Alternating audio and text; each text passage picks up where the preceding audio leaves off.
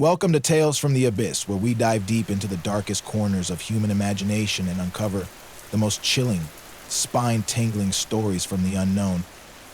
If you're a fan of horror and suspense, you're in the right place.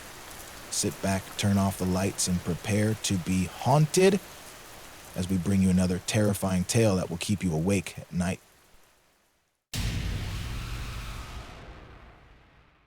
Name the Black-Eyed Children. In the quiet suburbs just after midnight, the world seemed to sleep, except for Olivia Turner.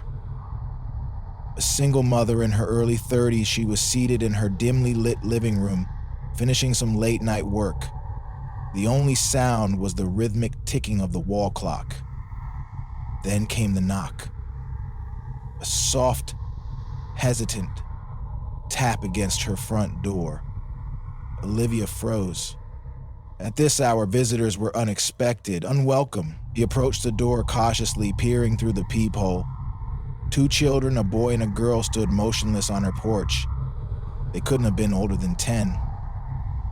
"We're lost," the boy said when Olivia cracked the door slightly, his voice monotone and strangely void of emotion.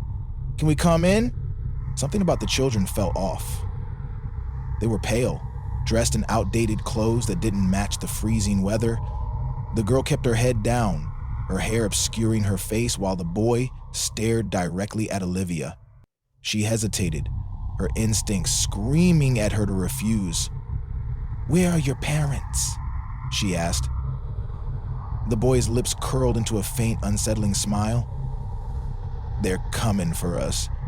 We just need to wait inside." Olivia's stomach twisted. She tried to offer help without inviting them in. "I'll call the police for you," she said, reaching for her phone. The boy's demeanor shifted abruptly. "No, we don't need the police," he said, his tone sharper now, almost threatening. Olivia took a step back, her pulse racing as unease crept up her spine. The girl finally lifted her head and Olivia's breath caught in her throat. Their eyes, completely black, devoid of whites or pupils, stared back at her. Her heart hammered as she stumbled away from the door. The boy stepped closer to the threshold, his face calm, almost robotic. "Let us in," he demanded. His voice eerily echoing, Olivia slammed the door shut and locked it, backing away as the knocking resumed. Louder, more insistent, her hands shook as she tried to dial 911, but the screen on her phone flickered and went black. The house grew unnaturally cold, and the lights dimmed until the only illumination came from the faint glow of the moon outside. The knocking stopped.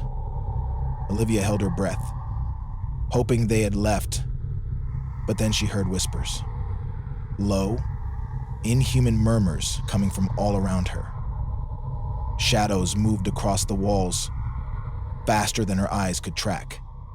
She bolted upstairs, locking herself in her bedroom. From her window, she saw the 2 children standing in the middle of the street, staring directly at her window.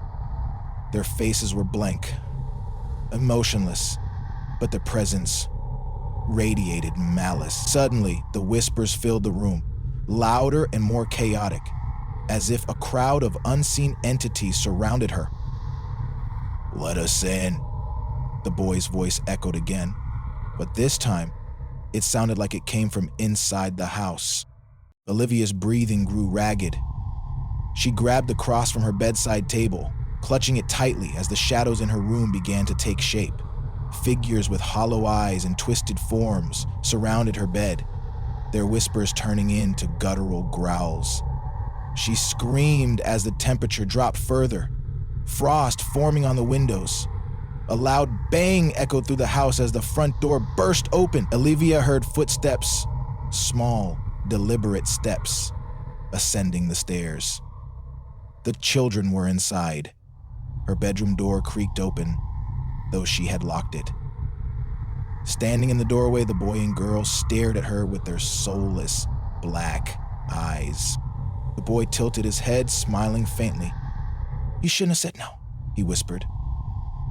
The room plunged into darkness, and Olivia's screams echoed into the night. By morning, her house was empty, the front door hanging ajar. Neighbors found no trace of Olivia, only the faint scent of sulfur. lingering in the air, and the single sentence, scrawled in black ash on the living room wall: they'd let us in.